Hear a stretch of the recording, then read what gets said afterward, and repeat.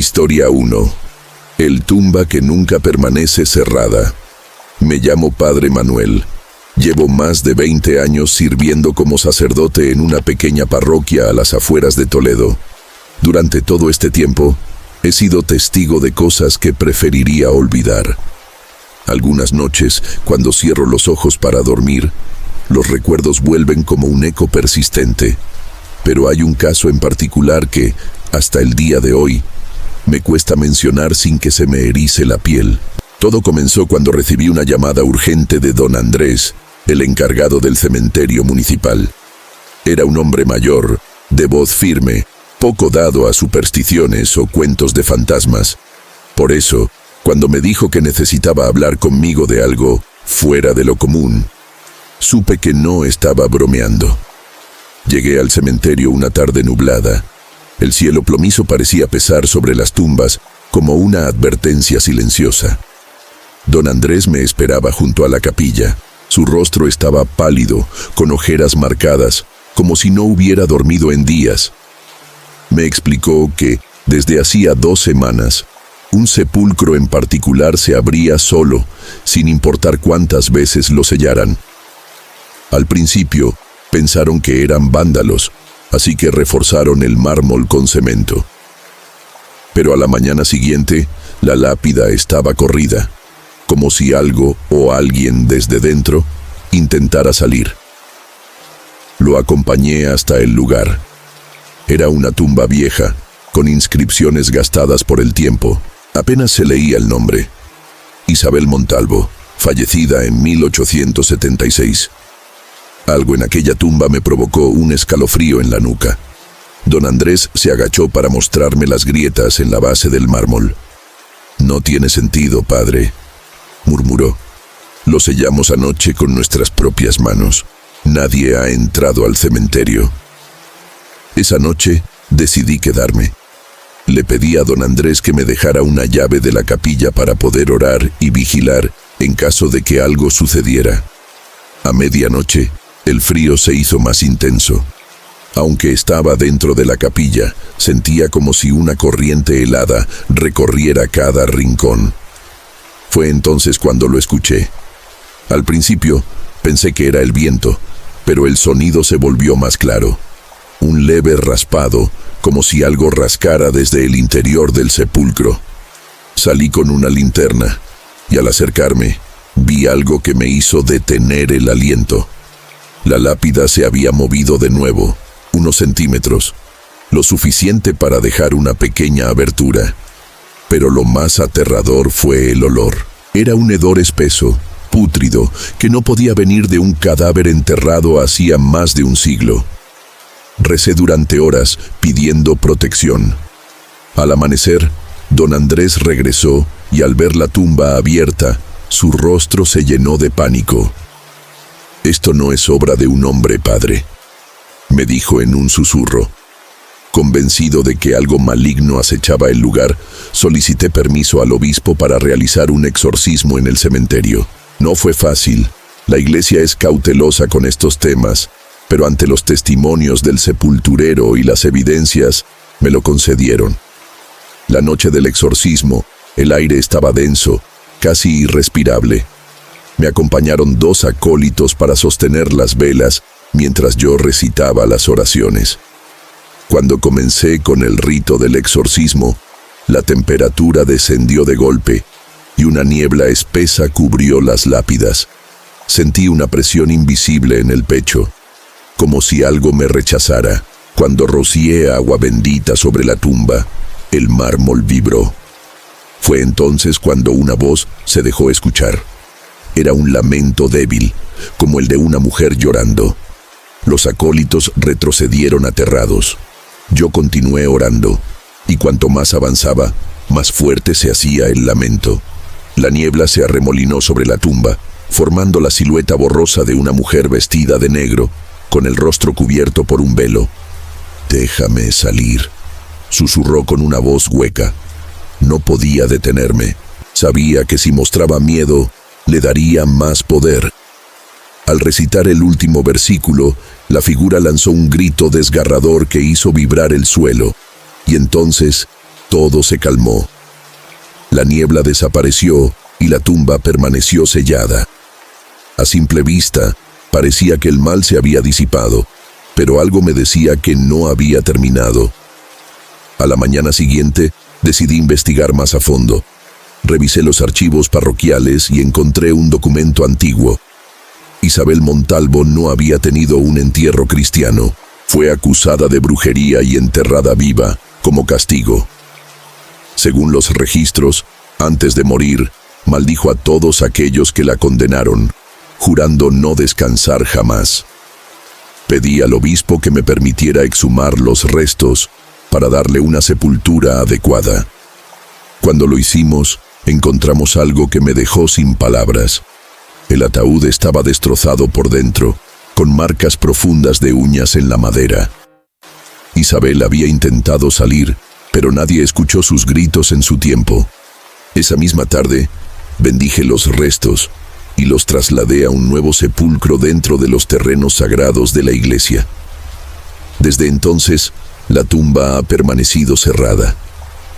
A veces, cuando paso por el cementerio, me detengo frente a su lápida. Ya no hay lamentos ni rastros de aquel mal, pero he aprendido algo importante. Algunas almas no descansan hasta que alguien les devuelve la dignidad que les arrebataron en vida. Y yo nunca olvidaré el sonido de aquellas uñas rascando, tratando de escapar de su destino. Historia 2. La sombra del monje. Sevilla, España. Me llamo Padre Ignacio y llevo más de 18 años dedicado al sacerdocio.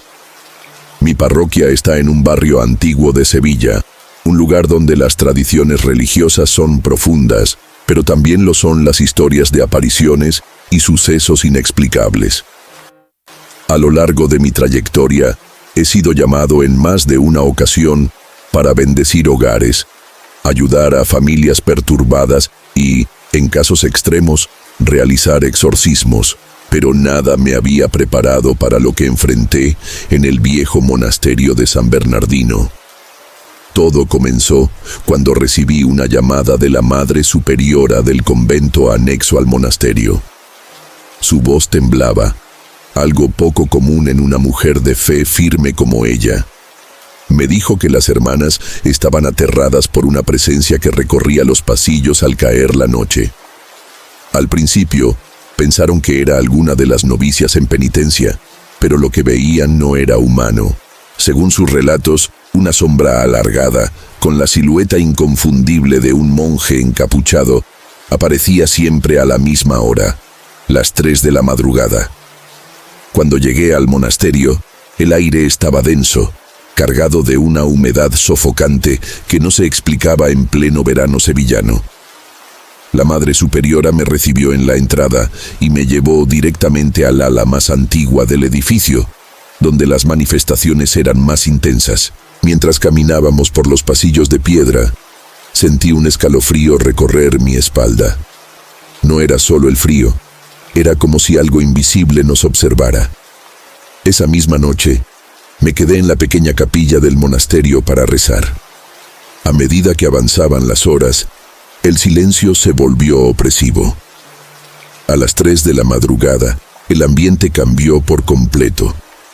Una corriente helada atravesó el lugar y las velas parpadearon sin que hubiera viento. Fue entonces cuando lo vi. Una sombra oscura emergió lentamente desde el fondo del pasillo. La figura era alta, con un hábito raído y el rostro oculto bajo una capucha. Se deslizaba sin hacer ruido, como si no tocara el suelo.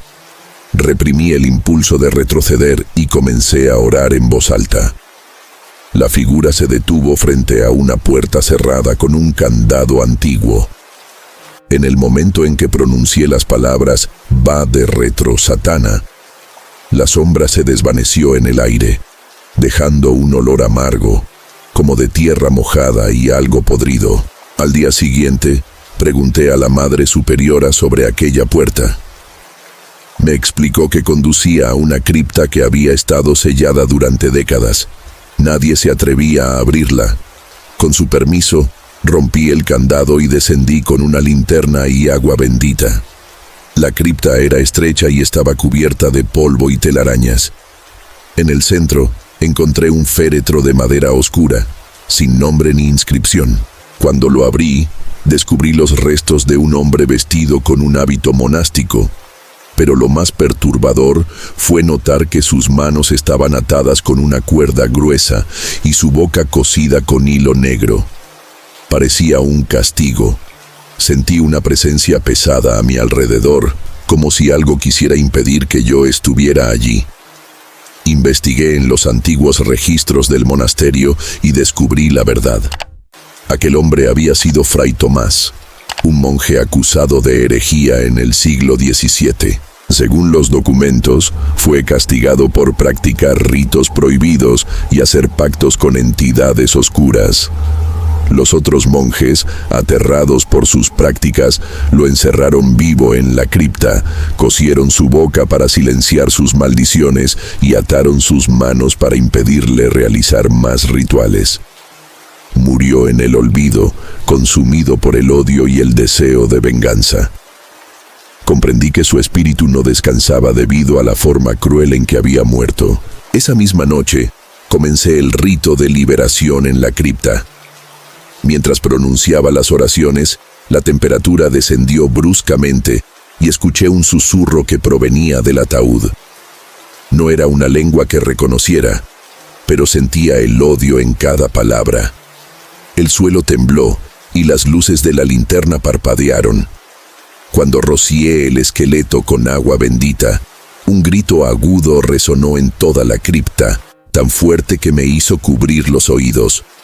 Finalmente, al concluir el exorcismo, el ambiente se calmó. Sellé la cripta con una bendición y di cristiana sepultura a los restos de Fray Tomás en el cementerio del monasterio, con una misa dedicada a la redención de su alma. Desde entonces, la sombra no volvió a aparecer. Las hermanas recuperaron la paz y las noches en el monasterio volvieron a ser silenciosas. Sin embargo, a veces, cuando paso cerca de la antigua cripta, siento un escalofrío inexplicable, como si algo todavía me estuviera observando.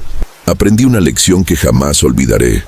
Cuando las almas quedan atrapadas en el odio y el sufrimiento, no importa cuántos años pasen, buscarán una forma de manifestarse. Y en lugares antiguos como aquel monasterio, el pasado nunca está realmente muerto. Historia 3. El demonio bajo la lápida. Valencia, España. Me llamo Padre Esteban y he servido como sacerdote en la diócesis de Valencia durante más de 20 años. En este tiempo, he presenciado cosas que pocos creerían. La mayoría de las personas asocian mi labor con la fe, las misas y la confesión. Pero hay otra parte de mi trabajo que rara vez se menciona: los exorcismos. Solo somos llamados cuando la situación es desesperada, cuando las explicaciones racionales ya no bastan. Este relato es uno de esos casos, uno que me persigue hasta hoy. Todo comenzó cuando recibí una llamada urgente de una mujer llamada Carmen.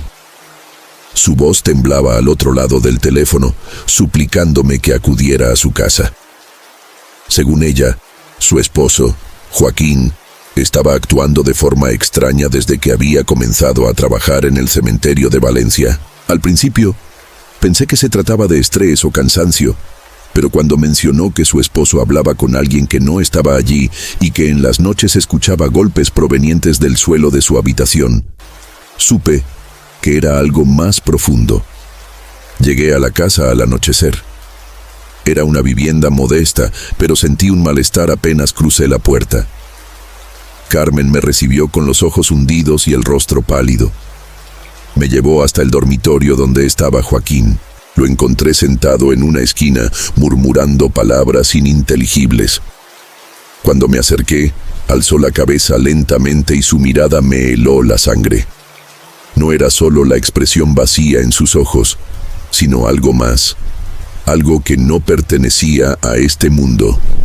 Me arrodillé frente a él y comencé a orar. Apenas pronuncié las primeras palabras, Joaquín soltó una carcajada áspera y profunda que no parecía suya. Carmen, aterrorizada, me contó que todo empezó semanas atrás, cuando su esposo fue asignado a excavar un viejo sector del cementerio. Durante una de las excavaciones, encontró una lápida sin nombre, oculta bajo una capa de tierra y raíces. Contra las advertencias de sus compañeros, levantó la piedra y desde entonces su comportamiento cambió. Sabía que algo oscuro lo había seguido desde ese cementerio. Esa noche, decidí quedarme en la casa para vigilarlo. A las 3 de la madrugada, la temperatura descendió abruptamente. El aire se volvió pesado, como si una presencia invisible se apoderara del ambiente. Fue entonces cuando escuché el primer golpe. Venía del suelo, justo debajo de la cama de Joaquín. Me levanté y con agua bendita en mano, comencé a orar con más fuerza. Los golpes se intensificaron, acompañados por un susurro bajo y gutural. No había duda. Algo maligno estaba intentando abrirse paso. A la mañana siguiente, fui al cementerio para investigar. Con la ayuda del sepulturero, llegué hasta la zona donde Joaquín había encontrado la lápida. Lo que vi me perturbó profundamente. Bajo la lápida rota, hallamos una pequeña caja de madera, sellada con cera negra y cubierta con símbolos que reconocí como marcas de maldición. Al abrirla, encontré restos humanos deformes, envueltos en un paño rojo manchado de sangre seca. No era un entierro común, era un ritual de confinamiento, un intento desesperado de encerrar algo que no debía ser liberado. Llevé la caja a la iglesia para analizarla con más calma. Esa noche, mientras me preparaba para realizar el rito de exorcismo, Joaquín sufrió un ataque violento. Su cuerpo se arqueó en una posición antinatural y su voz cambió. Una fuerza invisible lo levantó de la cama, golpeándolo contra las paredes. Corrí hacia él con el crucifijo en la mano y pronuncié las palabras del ritual con firmeza. En el nombre de Cristo, te ordeno que reveles tu identidad, dije. El ser que lo poseía se resistió, pero finalmente habló. Soy el guardián. No debía ser liberado, murmuró con una voz inhumana. Comprendí que no era solo un espíritu errante. Era algo más antiguo, más oscuro, algo sellado bajo esa lápida por una razón. El ritual duró horas. La entidad luchaba con una ferocidad que nunca antes había enfrentado. Los objetos en la habitación temblaban, y las luces parpadeaban como si una tormenta atravesara el lugar. Pero no me detuve. Con cada oración, la fuerza del demonio se debilitaba hasta que, con un grito desgarrador, abandonó el cuerpo de Joaquín, dejando un olor acre y sofocante en el aire. Cuando todo terminó, Joaquín cayó al suelo, débil pero libre.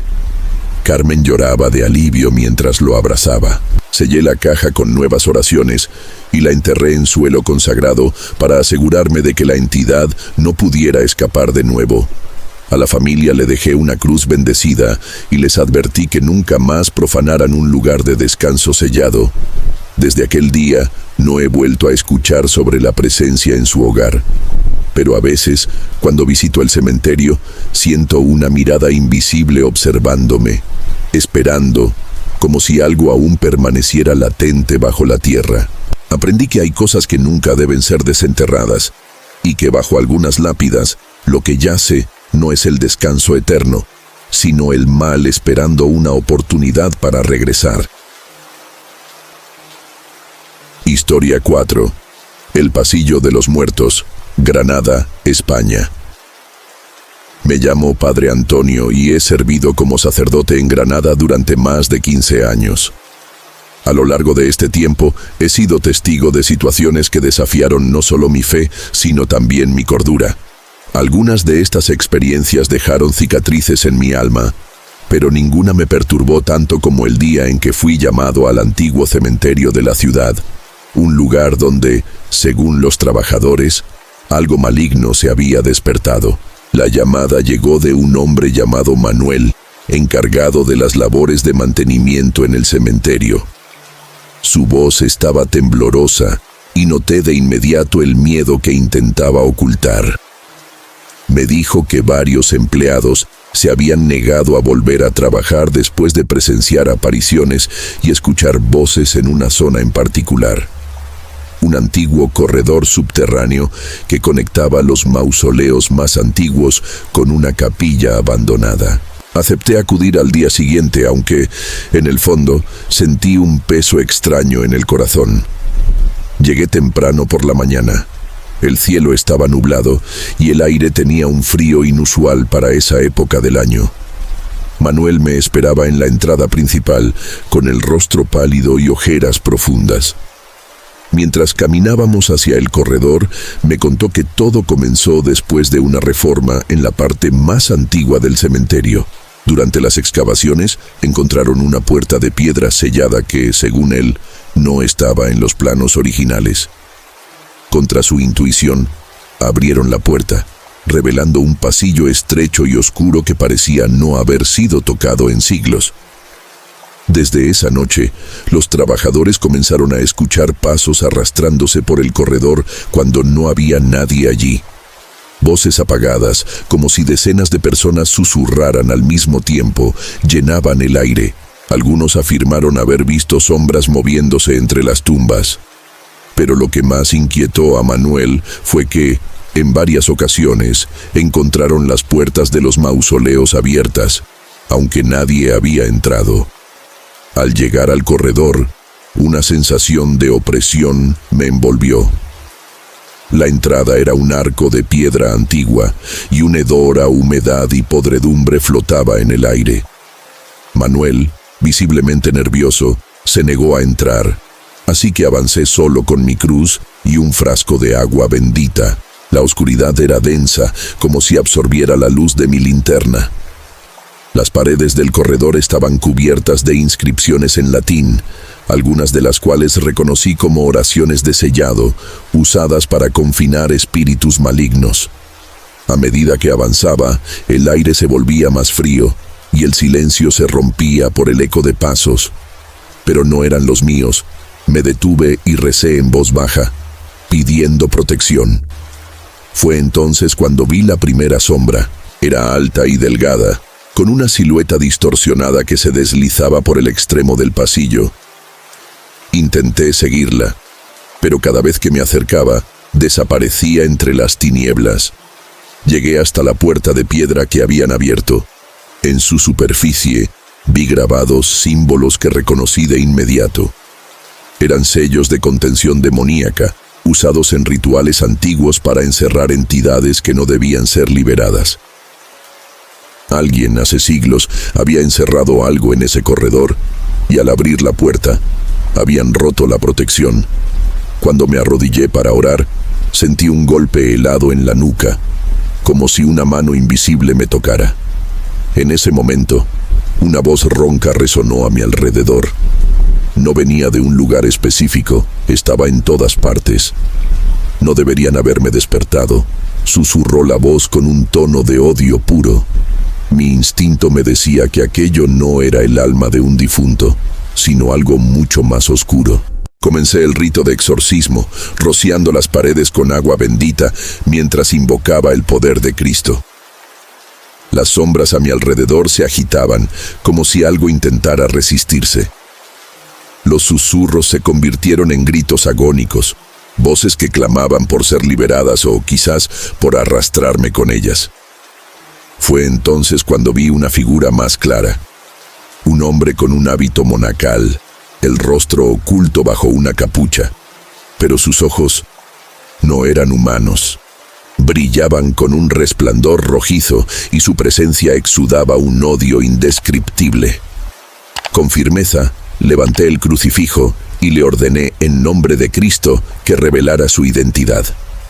La figura se estremeció y por un breve momento vi su rostro. Estaba desfigurado, como si hubiera sido condenado a la eternidad en sufrimiento.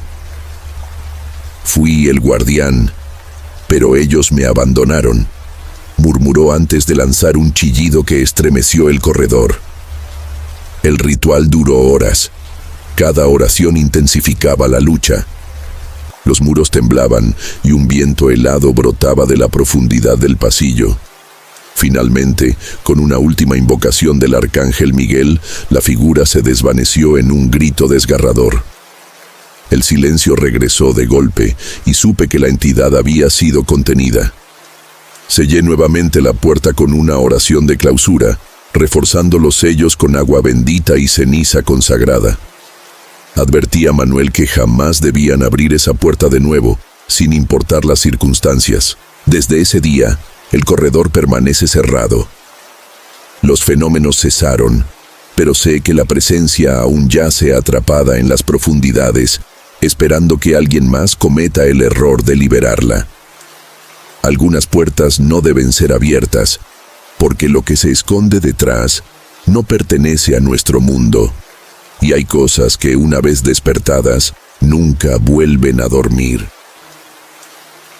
Historia 5. Las voces en el osario, Barcelona, España. Me llamo Padre Gabriel y he servido a la Iglesia durante más de 2 décadas en diferentes ciudades de España. Aunque a lo largo de mi camino he enfrentado situaciones que desafiaron mi fe, nada me preparó para lo que viví en un antiguo osario oculto bajo las calles de Barcelona. Aquel lugar estaba marcado por una presencia oscura que, hasta hoy, me persigue en sueños.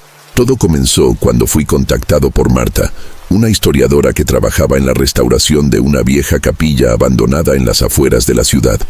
Según su relato, durante las excavaciones en busca de reliquias, su equipo descubrió un pasadizo sellado que no aparecía en ningún registro oficial.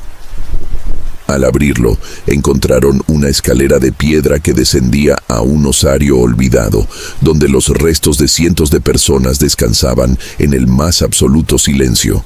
Desde aquel descubrimiento, los trabajadores comenzaron a escuchar voces, murmullos apagados que parecían surgir de entre los huesos. Acepté el llamado sin dudar, aunque la ansiedad crecía en mi pecho. Al llegar, Marta me recibió con una expresión tensa. Me condujo hasta la entrada del osario, una abertura angosta que descendía en espiral. El aire estaba cargado de humedad y un olor a tierra vieja y descomposición flotaba en el ambiente. Cuando encendí mi linterna, vi las marcas en las paredes, símbolos arcanos, algunos reconocibles como oraciones de protección, pero otros no eran cristianos. Parecían grabados más antiguos, rituales destinados a sellar algo en aquel lugar. Al bajar las escaleras, el frío se intensificaba, un frío antinatural que parecía emanar de las mismas piedras. Al llegar al fondo, me encontré rodeado por montones de huesos apilados, cráneos que me observaban con sus cuencas vacías. El silencio era sepulcral, pero en medio de aquella quietud, algo más se hacía presente. Un susurro, bajo y persistente, como si varias voces hablaran al unísono, llenaba el aire con un murmullo incesante. Empecé a recitar oraciones, pidiendo a Dios que iluminara aquel lugar, pero cuanto más rezaba, más fuertes se volvían los susurros. Caminé con cautela entre los huesos, notando que algunas calaveras tenían marcas extrañas, como si hubieran sido talladas con símbolos demoníacos. En el centro del osario descubrí un altar de piedra cubierto de polvo, con un cáliz ennegrecido por el tiempo. Alrededor del altar, las inscripciones advertían en latín: non aperiatur, custodi portam. No lo abras, guarda la puerta. En ese momento, un ruido sordo rompió el silencio. Parecía venir de detrás de una pared de huesos. Movido por la necesidad de comprender, comencé a apartar los restos hasta que encontré una losa de piedra sellada con cera oscura. Sabía que no debía tocarla, pero algo, una fuerza invisible, parecía atraerme. Con una mezcla de temor y determinación, rocié la losa con agua bendita y comencé a recitar el rito de exorcismo. Mientras lo hacía, los susurros se convirtieron en lamentos, voces angustiadas que pedían ayuda. o tal vez advertían del peligro. La temperatura descendió drásticamente y una ráfaga de aire helado apagó mi linterna. En la penumbra, vi una sombra emerger de la losa. Era alta, delgada, con extremidades alargadas y un rostro deformado por el odio. Sus ojos brillaban con un resplandor rojo, y cuando habló, su voz resonó como un eco desde el abismo. «¿Por qué has venido?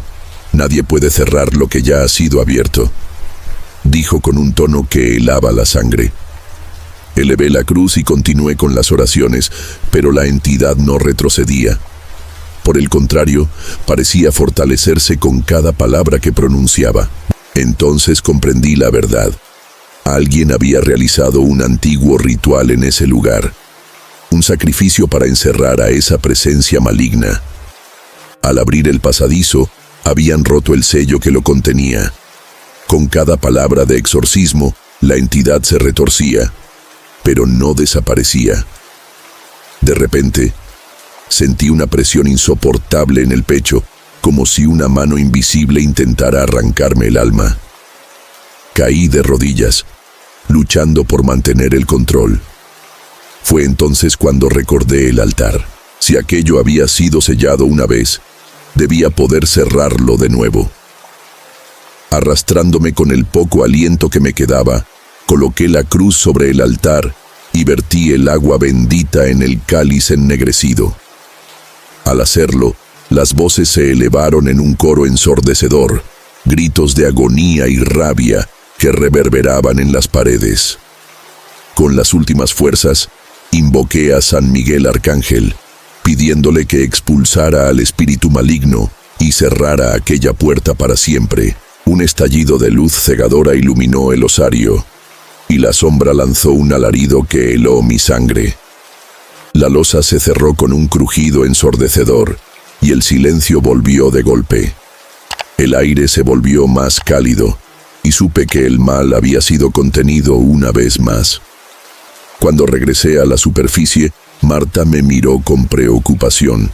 No le conté todos los detalles, pues sabía que algunas verdades son demasiado oscuras para ser comprendidas. Le advertí que el pasadizo debía sellarse definitivamente y que nadie más debía entrar en aquel osario. Desde ese día, no he vuelto a pisar aquel lugar. Pero algunas noches, en el silencio de mi habitación, aún escucho los susurros. Voces que no pertenecen a este mundo, voces que esperan pacientemente a que alguien más cometa el error de liberarlas. Porque hay puertas que, una vez abiertas, jamás deberían volver a ser cruzadas. Historia 6. El espíritu de la niña perdida, Santiago de Compostela, España. Me llamo Padre Andrés y durante los últimos 15 años he servido como párroco en una pequeña iglesia en las afueras de Santiago de Compostela. A lo largo de mi vida he enfrentado muchas pruebas de fe, pero nada se compara con lo que viví en el invierno de 2018, cuando fui llamado para investigar los extraños sucesos en una antigua casa al final del bosque. Lo que encontré allí me hizo comprender que algunos espíritus nunca encuentran descanso. Todo comenzó cuando los Fernández, una familia recién llegada a la región, me buscaron desesperados. Habían comprado una casa vieja, construida a principios del siglo XIX, con la intención de renovarla. Pero desde que se mudaron, comenzaron a notar cosas que escapaban a toda lógica. Objetos que se movían solos, pasos en la noche y, lo más perturbador, el sonido de una risa infantil que parecía surgir de las paredes. Cuando llegué a la casa, me recibió Laura, la madre, con el rostro pálido y ojeras profundas. Me dijo que su hija pequeña, Sofía, hablaba con alguien que llamaba la niña triste. Al principio pensaron que era un amigo imaginario, algo normal en una niña de 5 años. Pero pronto las conversaciones se volvieron inquietantes. Sofía decía que la niña estaba atrapada, que no podía salir y que los malos no la dejaban ir. Al cruzar el umbral de la casa, Sentí un frío inexplicable que se aferró a mis huesos. El aire era denso, pesado, como si algo invisible me observara desde las sombras. Laura me condujo al cuarto de Sofía. Era una habitación sencilla, decorada con juguetes y muñecas, pero en un rincón, cerca de la ventana, la temperatura era gélida. Me arrodillé para rezar, pero un leve susurro me interrumpió. Era una voz frágil y temblorosa que decía: «No me dejes aquí». Esa noche decidí quedarme en la casa para comprender mejor lo que ocurría. Mientras la familia dormía, recorrí los pasillos con mi crucifijo en la mano. Al llegar al sótano, sentí que el ambiente se volvía más pesado. Las paredes estaban cubiertas de moho y había un olor acre a tierra húmeda. En un rincón polvoriento, encontré una trampilla de madera oculta bajo cajas viejas. Con esfuerzo la abrí y descubrí una escalera estrecha que descendía aún más. Al bajar, me encontré en una pequeña habitación de piedra. En el centro, había una cama oxidada con correas desgastadas, como si alguien hubiera sido atado allí. Sobre la pared, garabateadas con lo que parecía carbón, estaban las palabras: «Ella no puede salir». Algo en ese lugar me llenó de una angustia indescriptible, como si las paredes mismas retuvieran el sufrimiento de quien estuvo allí. Al día siguiente, investigué los registros parroquiales. Lo que descubrí me heló la sangre. En 1902, la casa perteneció a un hombre llamado Don Mateo, un antiguo juez que, según rumores locales, tenía una obsesión enfermiza con la pureza. Los documentos indicaban que su sobrina, una niña llamada Clara, había desaparecido a los 7 años y nunca fue encontrada. Los vecinos decían que Mateo la castigaba severamente por sus pecados.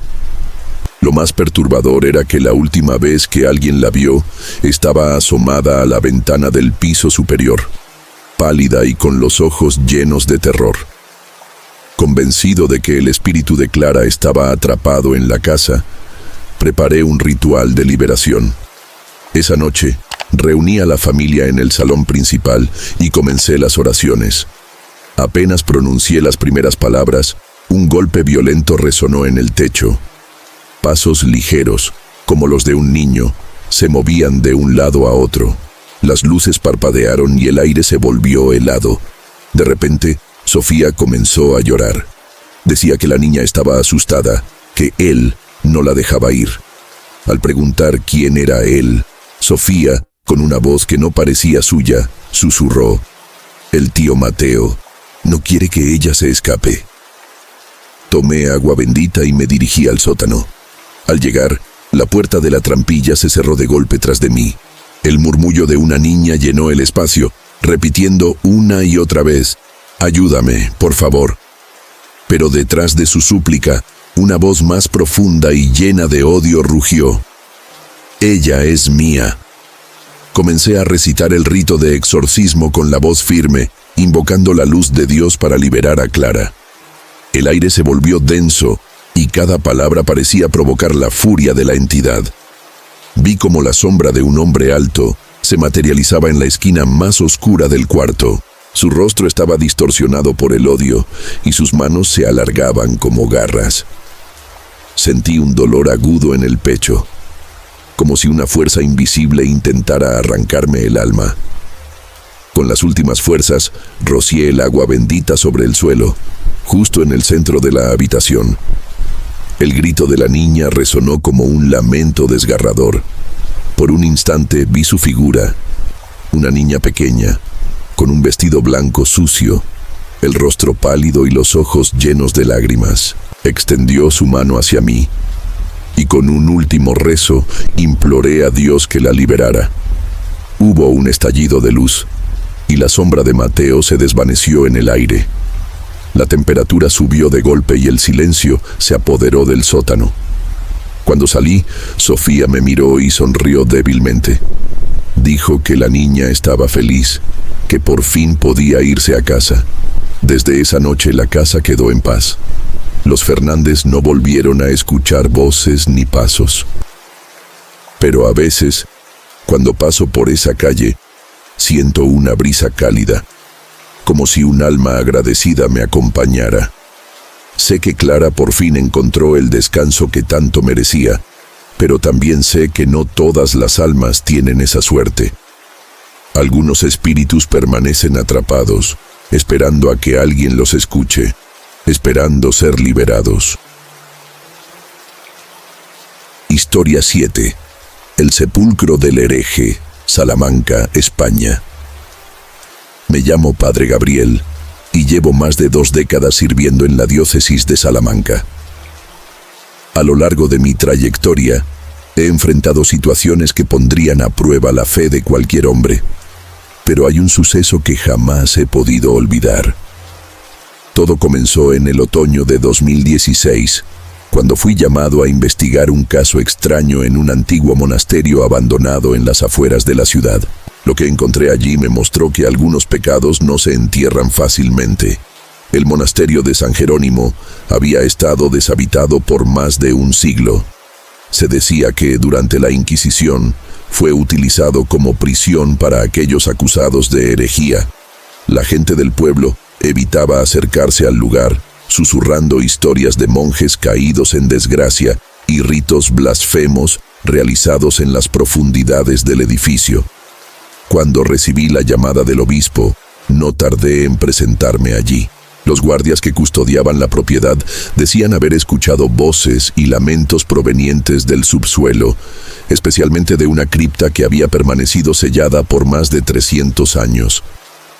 Cuando crucé las puertas del monasterio, sentí que algo no estaba bien. El aire estaba pesado, como si una presencia invisible me observara desde las sombras. El polvo cubría cada superficie, pero en el suelo, cerca del altar, noté marcas frescas, como si alguien hubiera arrastrado algo pesado recientemente. No estaba solo. Algo o alguien todavía rondaba esos pasillos olvidados. Uno de los guardias me condujo a una puerta de piedra al final del corredor principal. Según los registros, esa puerta sellaba el acceso a una cripta donde, se decía, estaba enterrado un monje excomulgado por realizar prácticas heréticas. Su nombre era Fray Alonso de Medina, y las historias decían que antes de morir lanzó una maldición contra aquellos que perturbasen su descanso. Con esfuerzo, logramos abrir la puerta y una ráfaga de aire helado nos golpeó en el rostro, cargada de un hedor fétido que me revolvió el estómago. Descendí por una escalera estrecha de piedra, iluminando el camino con una linterna. Cada paso que daba me hacía sentir más cerca de algo oscuro, algo que no pertenecía a este mundo. Al llegar al fondo, vi un gran sepulcro de mármol negro, cubierto de símbolos grabados que no reconocí de inmediato. Pero lo más perturbador fue que la tapa del sarcófago estaba ligeramente desplazada, como si alguien la hubiera movido desde dentro. Al examinar más de cerca, noté algo aún más inquietante. Clavos de hierro oxidados incrustados en las esquinas del sepulcro, como si hubieran intentado encerrar a lo que estaba adentro. Tomé mi crucifijo y comencé a rezar, pidiendo protección. Pero una voz débil y arrastrada interrumpió mi oración. Era un susurro bajo, apenas audible, que decía: «No lo abras, no lo dejes salir». A pesar de la advertencia, sentí que debía investigar más. Con la ayuda de los guardias, levantamos la tapa del sepulcro. Dentro, en lugar de encontrar un cadáver en descomposición, vimos un cuerpo marchito, pero sorprendentemente intacto. El rostro del monje estaba torcido en una mueca de odio, y sus manos huesudas estaban cruzadas sobre un libro de cuero ennegrecido. Al tocar el libro, sentí una oleada de frío recorrer mi brazo, como si algo oscuro hubiera despertado. Esa noche, comencé a estudiar el libro en mi habitación en la parroquia. Estaba escrito en latín arcaico, con oraciones que se asemejaban a ritos prohibidos de invocación. En sus páginas, Fray Alonso describía cómo, en su obsesión por el conocimiento prohibido, había renunciado a su fe y sellado un pacto con una entidad que prometía el poder eterno a cambio de su alma. Según sus escritos, antes de morir, fue enterrado vivo para evitar que completara el ritual. Pero algo me decía que su espíritu nunca se fue del todo. Esa misma noche, los fenómenos comenzaron. Justo a las 3 de la madrugada, me desperté con un golpe seco en la puerta de mi habitación. Al abrirla, no había nadie, pero el aire estaba helado. Cuando regresé a la cama, vi algo que me paralizó. En el espejo, reflejada detrás de mí, estaba la figura de un hombre con túnica oscura y un rostro pálido que me observaba con ojos vacíos. Al día siguiente, regresé al monasterio decidido a realizar un exorcismo y sellar de nuevo el sepulcro. Al entrar en la cripta, el ambiente estaba aún más opresivo. Escuché pasos arrastrándose en la oscuridad y susurros que pronunciaban mi nombre. Sentí una fuerza invisible que intentaba apagar mi linterna, pero seguí adelante, confiando en mi fe. Comencé el ritual, rociando agua bendita sobre el sarcófago y recitando las oraciones de liberación. A medida que avanzaba, los susurros se convirtieron en gritos desgarradores. La figura oscura se materializó frente a mí, con un rostro deformado por el odio. Intentó acercarse, pero cada vez que alzaba el crucifijo, retrocedía con furia. «No te pertenezco», grité, reafirmando la autoridad de Dios sobre cualquier fuerza maligna. En el clímax del ritual, coloqué el libro maldito dentro del sarcófago y lo sellé con los clavos de hierro bendecidos. Al hacerlo, un grito inhumano resonó en la cripta y la figura se desvaneció en el aire. La temperatura volvió a la normalidad y supe que el espíritu de Fray Alonso había sido finalmente aprisionado de nuevo. Desde entonces, el monasterio permanece cerrado y nadie se atreve a entrar en la cripta. Pero yo sé que el mal que allí reside no ha desaparecido por completo. A veces, en las noches más frías, cuando el viento sopla a través de las viejas piedras, creo escuchar un susurro lejano que dice: «Volveré». Historia 8. El vigilante del cementerio, Bilbao, España. Me llamo Padre Samuel y llevo 15 años sirviendo en la parroquia de un pequeño pueblo cerca de Bilbao. A lo largo de este tiempo, he sido testigo de cosas que la mayoría de la gente no creería, pero hay una experiencia que jamás he logrado olvidar. Todo comenzó en el invierno de 2018, cuando fui llamado para investigar extraños sucesos en el cementerio local. Lo que encontré allí me mostró que, incluso en la muerte, algunos no descansan en paz. El cementerio de San Esteban está ubicado en las afueras del pueblo, rodeado por un denso bosque de robles antiguos. Es un lugar solitario, olvidado por muchos, pero no por todos. Desde hacía semanas, el sepulturero había reportado eventos inquietantes. Tumbas abiertas sin explicación, pasos que resonaban en la noche y, lo más aterrador, una figura alta y delgada que se movía entre las lápidas justo antes del amanecer. Algunos decían que era un alma en pena, otros que era el espíritu de un vigilante que nunca abandonó su puesto. La noche en que llegué al cementerio, el aire era gélido y pesado. Una niebla espesa cubría el suelo, ocultando las lápidas como si algo quisiera mantener sus secretos enterrados. Al cruzar las rejas oxidadas de la entrada, sentí un escalofrío recorrer mi espalda. No era solo el frío del invierno, había algo más, algo que me observaba. Me encontré con don Manuel, el sepulturero. Era un hombre mayor, de rostro arrugado y mirada cansada. Me dijo que en las últimas semanas había encontrado varias tumbas removidas, pero no había signos de animales ni de vandalismo. Lo que más le perturbaba era la aparición del vigilante. Según él, cada noche, a la misma hora, una figura oscura se deslizaba entre las tumbas, deteniéndose siempre frente a un mausoleo olvidado en la esquina más alejada del cementerio. Decidí quedarme aquella noche para investigar por mí mismo. Me refugié en la pequeña capilla del cementerio, donde encendí una vela y comencé a rezar. Pero, alrededor de las 3 de la madrugada, un sonido me sacó de mis oraciones. Era un crujido leve, como si algo pesado se arrastrara por el suelo. Tomé mi crucifijo y salí al exterior. La niebla parecía aún más densa y el silencio era opresivo, roto solo por el murmullo del viento entre las lápidas. Caminé lentamente hasta el mausoleo del que me habló don Manuel. Era una estructura antigua, con la piedra cubierta de musgo y grietas profundas en las paredes. Justo cuando me acerqué, sentí una presencia detrás de mí.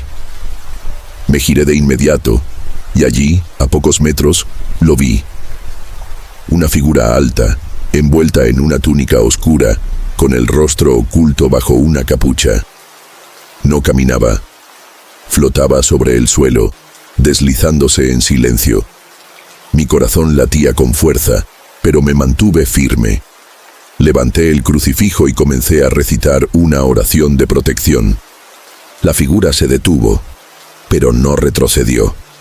En cambio, alzó una mano esquelética y señaló el mausoleo. Era como si quisiera que entrara. Contra todo instinto, avancé. La puerta de hierro estaba entreabierta, y al empujarla, un hedor a podredumbre me golpeó de lleno. Dentro del mausoleo, las paredes estaban cubiertas de símbolos grabados que no reconocí de inmediato. Pero en el centro, sobre una losa de mármol, había un ataúd corroído por el tiempo. Con el corazón acelerado, recé una vez más antes de abrirlo. Lo que vi me dejó helado. No había un cadáver, solo un sudario oscuro y un pequeño libro encuadernado en cuero, cubierto de polvo y manchas secas. Lo tomé con cuidado y al abrir sus páginas, comprendí la verdad. Era el diario de un antiguo vigilante del cementerio llamado Esteban Ruiz. En sus escritos relataba cómo, siglos atrás, el pueblo había sido atormentado por un culto que profanaba tumbas y realizaba rituales oscuros para atrapar las almas de los difuntos. Esteban, un hombre devoto, se dedicó a vigilar el cementerio para impedir sus prácticas, pero una noche desapareció sin dejar rastro. Según el diario, antes de desaparecer, Esteban juró que jamás abandonaría su deber, ni siquiera después de la muerte. En ese momento, sentí un cambio en el ambiente. El aire se volvió helado y una fuerza invisible intentó arrebatar el libro de mis manos. Aferrándome a mi fe, comencé a rezar el rito de exorcismo, invocando la luz de Dios para liberar el alma atrapada de Esteban. La figura oscura apareció de nuevo a la entrada del mausoleo, pero esta vez no se movió. Permaneció inmóvil, observándome mientras continuaba mis oraciones. A medida que avanzaba el ritual, el suelo comenzó a temblar y un grito agónico resonó en la cripta. La figura levantó sus manos hacia el cielo y en un estallido de luz se desvaneció. En ese instante, el ambiente se calmó. El frío desapareció y supe que el alma de Esteban Ruiz finalmente había encontrado descanso. Sellé el mausoleo con oraciones de consagración y enterré el diario bajo el altar de la capilla, lejos de cualquier mano profana. Desde aquella noche, el cementerio de San Esteban ha permanecido en paz. No se han vuelto a escuchar pasos, ni han aparecido tumbas abiertas. Pero cada vez que paso por allí, no puedo evitar sentir que, de alguna manera, el vigilante aún cuida su sagrado deber desde el más allá. Algunos muertos descansan en paz. Otros, como Esteban Ruiz, no dejan de vigilar nunca. Historia 9. La novia de la sepultura, Zaragoza, España. Me llamo Padre Ignacio y he servido como sacerdote durante más de 20 años en distintas parroquias de España. A lo largo de mi vida, he escuchado relatos de apariciones, maldiciones y almas que no encuentran descanso. Muchos los consideran simples supersticiones, pero yo sé que hay cosas que no pertenecen a este mundo. Una de esas historias ocurrió en Zaragoza, cuando fui llamado para bendecir una tumba que, según los habitantes, estaba maldita. Lo que descubrí allí cambió para siempre mi comprensión de la muerte y del amor que se niega a morir. Todo comenzó con una llamada urgente de don Andrés, el encargado del cementerio de San Nicolás, un lugar antiguo, rodeado por altos cipreses y cubierto de una densa niebla en los meses de otoño. Me explicó que, desde hacía semanas, los visitantes habían reportado visiones inquietantes. Una mujer vestida de novia caminando entre las tumbas al anochecer. Algunos la vieron llorando en silencio. Otros aseguraban que su rostro estaba pálido como el de un cadáver. Pero lo más aterrador era lo que sucedía con las tumbas cercanas a la aparición. Las flores se marchitaban de la noche a la mañana y la piedra de las lápidas se agrietaba sin razón aparente. Llegué al cementerio al anochecer. El sol moría en el horizonte y la brisa helada arrastraba un aroma a tierra húmeda y flores podridas. Don Andrés me esperaba en la entrada. Era un hombre robusto, con manos curtidas por los años de trabajo, pero aquella noche su rostro mostraba miedo genuino. Me llevó hasta la tumba en cuestión, una sepultura sencilla, con una cruz de mármol desgastada. El nombre grabado en la lápida me llamó la atención de inmediato. Isabel Martín, 1924-1947. Una mujer joven, apenas 23 años cuando murió. Dicen que murió el día de su boda, susurró don Andrés persignándose. Nunca llegó al altar. Cayó muerta en el camino a la iglesia. Desde entonces, su espíritu no ha encontrado descanso. Me arrodillé junto a la tumba, rezando en silencio. Pero mientras recitaba las plegarias, un frío antinatural me envolvió. Era un frío que no venía del aire, sino de algo más profundo, algo que no pertenecía a este mundo. Fue entonces cuando lo escuché.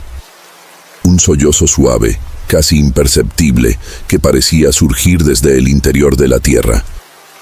Decidí quedarme aquella noche para realizar una bendición completa y, si era necesario, un ritual de exorcismo. Me refugié en una pequeña capilla dentro del cementerio y esperé. La medianoche llegó con una quietud aterradora. Ni el viento se atrevía a moverse, y entonces, a lo lejos, vi una figura. A través de la niebla, emergió una silueta femenina. Iba vestida con un viejo vestido de novia, sucio y raído. El velo, desgarrado, cubría parcialmente su rostro. Caminaba lentamente entre las tumbas, como si buscara algo, o a alguien. Cada paso parecía aumentar la opresión en el aire, como si la misma tierra rechazara su presencia. Recé con más fuerza, pero cuando la figura se detuvo frente a la tumba de Isabel Martín, la luz de mi linterna parpadeó y se apagó. En la penumbra vi cómo la novia inclinaba la cabeza y extendía una mano huesuda hacia la lápida. Su llanto se volvió más fuerte, desgarrador. Era el lamento de un alma atrapada entre este mundo y el otro. Respirando profundamente, me acerqué con el crucifijo en alto. «En el nombre de Cristo, muéstrate», ordené con la voz firme. La figura levantó la cabeza, y por un momento vi su rostro. Era una mujer joven, pero su piel estaba pálida como la cera, y sus ojos vacíos reflejaban un dolor insondable. No intentó atacarme, solo me observó con una tristeza infinita. En ese momento, comprendí que no era un espíritu maligno. Era un alma atrapada por un amor que la muerte no pudo romper. Necesitaba ser liberada. Decidí investigar más a fondo.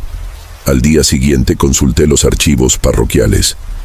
Descubrí que Isabel Martín estaba prometida a un hombre llamado Tomás Velasco. Según los registros, la boda debía celebrarse el 14 de marzo de 1947. Pero camino a la iglesia, Isabel sufrió un colapso repentino y murió antes de llegar al altar. Tomás nunca se recuperó de la pérdida. Pasó el resto de su vida visitando su tumba hasta que, años después, desapareció sin dejar rastro. Volví al cementerio esa noche con una determinación renovada. Realicé un ritual completo de exorcismo, pidiendo a Dios que liberara a Isabel de su tormento. Mientras recitaba las oraciones, la figura apareció de nuevo, pero esta vez no caminaba errante.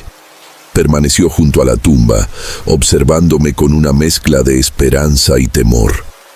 Cuando terminé la última oración, un viento gélido atravesó el cementerio y la silueta comenzó a desvanecerse. Pero antes de desaparecer por completo, la escuché susurrar una sola palabra: Tomás. Al amanecer, pedí a don Andrés que excavara cerca de la tumba. Lo que encontramos allí me dejó sin aliento. A unos metros de profundidad, hallamos un ataúd viejo, sellado sin identificación. Dentro, los restos de un hombre abrazando un ramo de flores marchitas. Era Tomás Velasco.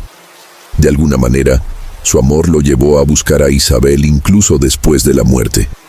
Enterramos sus restos junto a los de Isabel y consagramos ambas tumbas. Desde ese día, nunca más se ha vuelto a ver la figura de la novia vagando por el cementerio. El lamento cesó y las flores volvieron a florecer en su sepultura. Algunos dicen que el amor verdadero nunca muere, pero yo sé que, a veces, ese amor puede convertirse en una cadena que ata a las almas más allá de la tumba. Y en las noches de luna llena, cuando el viento susurra entre las lápidas, me pregunto si Isabel y Tomás al fin encontraron la paz, o si su amor los mantiene unidos en un lugar que ni la vida ni la muerte pueden tocar. Historia 10. El lamento en el mausoleo, Málaga, España. Me llamo Padre Esteban y llevo más de 15 años sirviendo como exorcista en diversas ciudades de España.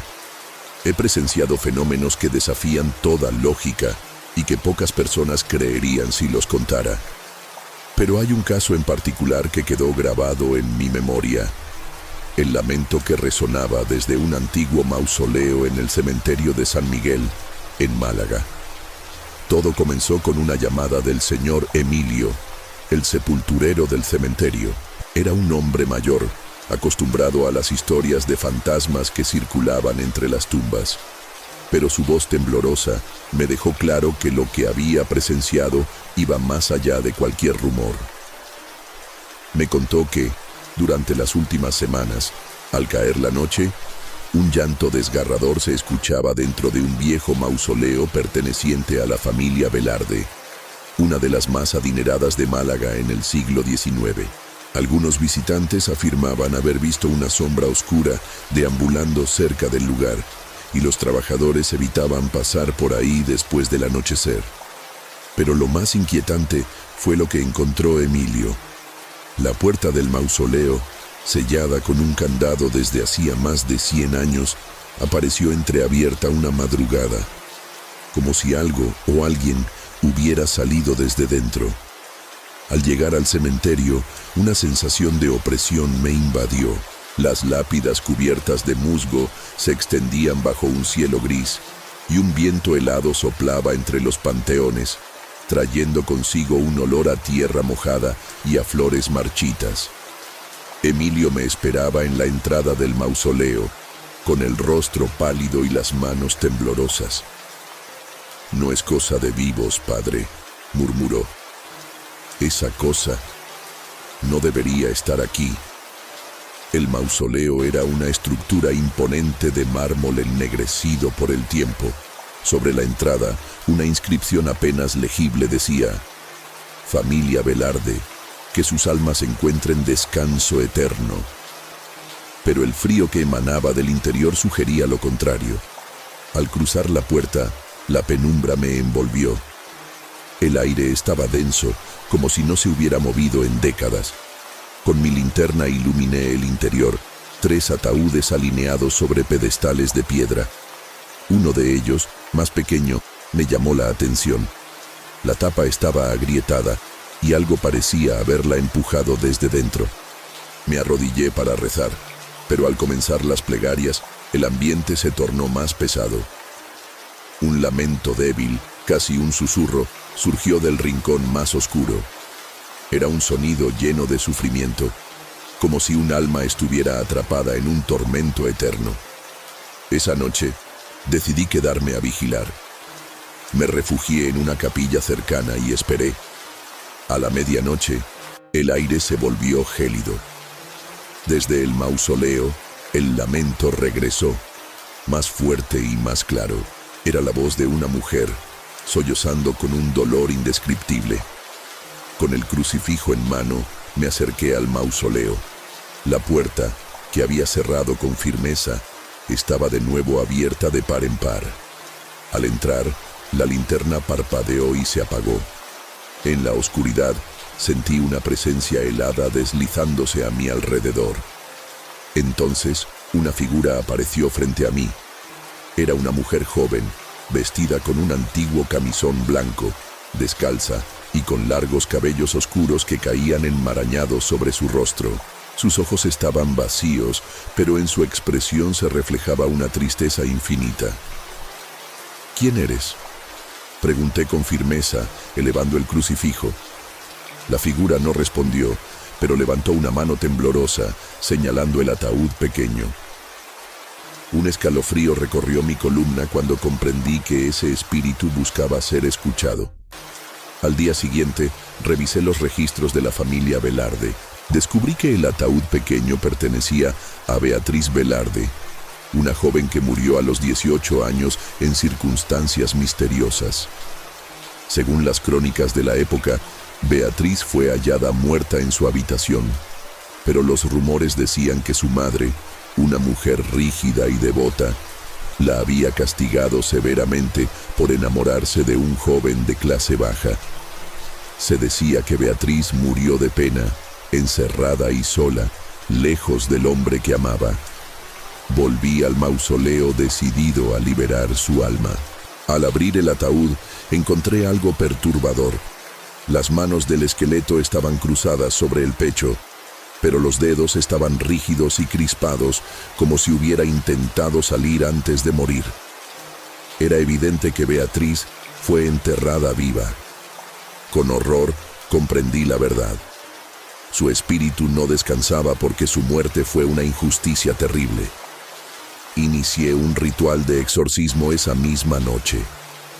Mientras recitaba las oraciones, la figura de Beatriz apareció una vez más, pero esta vez no lloraba. Sus ojos reflejaban una mezcla de dolor y esperanza. Cuando terminé la última oración, el lamento cesó y una luz tenue envolvió su figura. Por primera vez, la vi sonreír antes de desvanecerse en el aire.